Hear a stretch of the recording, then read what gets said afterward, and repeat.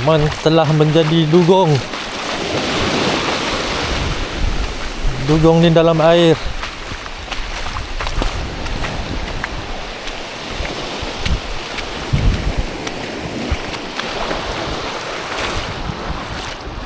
Ui.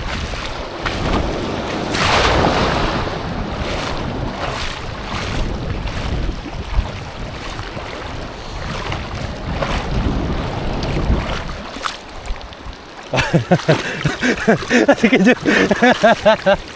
Dalam ni lagi sejuk lah sebenarnya, lagi panas daripada duduk sana sejuk kan. Tak duduk sini. Panas Waterproof 18 meter. Oh, duduk sini lagi panas daripada duduk tu.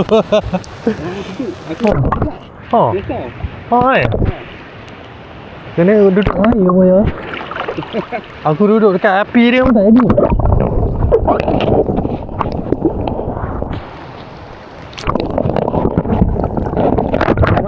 Sebenarnya berapa suhu sebenarnya ni? Ni suhu sekarang ni. Suhu dalam air ni. Tak kot. Takkan suhu naik. 26 juga. Lama-lama dah stabil lah balik. Dah tak rasa panas lah. Tapi masih selesa lah. Ha? Okay lah. Suhu badan. Kat luar ni tak tahu suhu ni. Tapi tu nanti dia nampak lagi. Terus tengah benang ni. Oh, apa? Boleh lah, tak masak air? Oh, tapi Berkabus lah lama. Nanti kita pergi kat Pulau Ino main sepuluh. Nanti saya. Tu lah.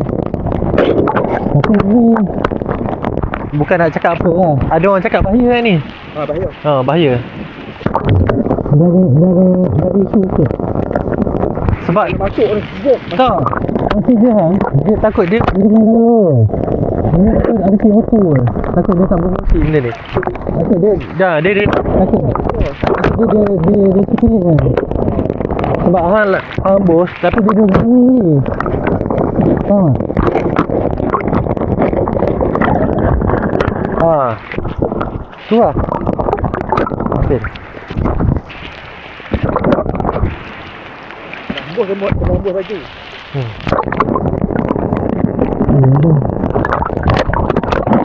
Enggak ni. Kalau kita balik saya tak boleh dulu. Saya